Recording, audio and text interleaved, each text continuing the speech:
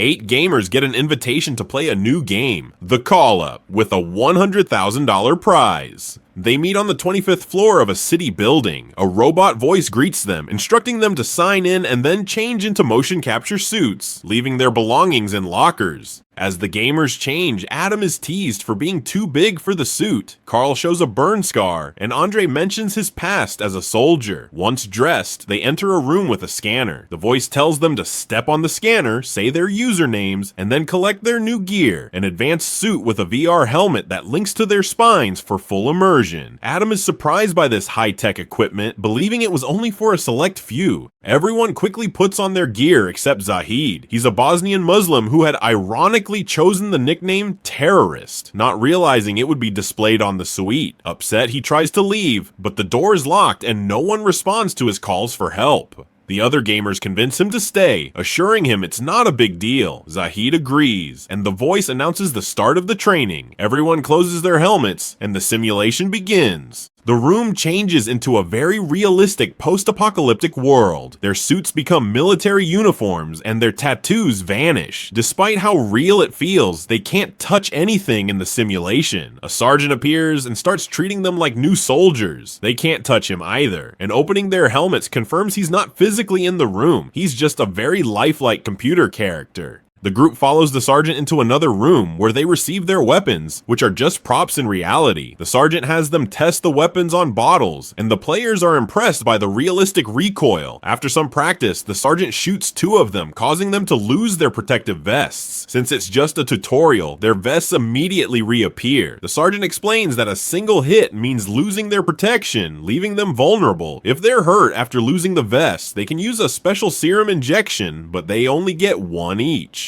The group's first mission is to clear the building of terrorists and reach the ground floor alive to win the cash prize. After the sergeant vanishes, Andre takes charge due to his experience, offering tips on stealth. They search rooms until an enemy appears in the corridor and starts shooting. Most of the group hides, but Andre quickly acts, killing the enemy. The voice announces they've completed level 25, with all points going to Andre. They touch the enemy's body, confirming it's an NPC. Taking the stairs, they discover a mechanism that will electrocute them if they try to leave before finishing the level. The group enters level 24, finds more advanced weapons, and Andre teaches them how to use them. Moving into the main room, Marco kills the first enemy that appears. Most players become confident, running around and using cover to eliminate terrorists. Adam wastes all his bullets without hitting anything, forcing Andre to step in and shoot an enemy. Andre gets hit in return and loses his vest. Meanwhile, Taylor has a panic attack, revealing she's playing in a friend's place and can't handle the game's realism. Shelly tries to comfort her, reminding her it's just a game, but Shelly also struggles to shoot an enemy when it's her turn. Carl kills the terrorist approaching the girls, but then loses his vest after being shot. When Carl tries to surrender, the enemy shoots him again, prompting Shelly to rush out and kill the guy. Both Carl and Shelly open their helmets, and Carl feels unbearable pain even in real life. They return to the game, and Andre uses the serum to instantly heal Carl. A traumatized Carl opens his helmet again to throw up in real life, insisting this isn't a game. The entire group then opens their helmets for a break. While Adam finds new weapons, Carl explains he felt real shocks and believes it must be a reality TV show. Zahid panics and tries to remove his suit, but it's stuck. Marco suggests it's just a test. Zahid then theorizes it could be a military experiment, with Marco agreeing and suspecting Andre is an inside man. An argument breaks out, leading Andre to the bathroom to calm down. Unbeknownst to them, the game is still active and the dead terrorists revive. One corners Andre in the bathroom, shooting him just after he manages to close his helmet. Andre can't heal himself because he already used his serum on Carl. The others hear noises and close their helmets. Immediately, Edward is shot down. The group scatters to hide, and Taylor tries the stairs, but she's blocked since the level isn't complete. Terrorists open fire, and the team defends themselves. Edward heals himself with a serum as Andre drags his bleeding body through the corridors. Adam throws a grenade, killing all remaining enemies, and the level ends with Adam getting the high score. With the gunfire stopped, the team finally hears Andre calling for help. Andre opens his helmet, hears a timer, and is then electrocuted, convulsing for minutes. By the time the others reach him, Andre is dead, and Shelly's CPR attempts fail. The voice announces they can proceed, but the group refuses to play further. Noticing blood, they realize the helmet killed Andre and try to remove their own, but can't. Panicked, Zahid grabs a fire extinguisher and calls for help, asking for a test.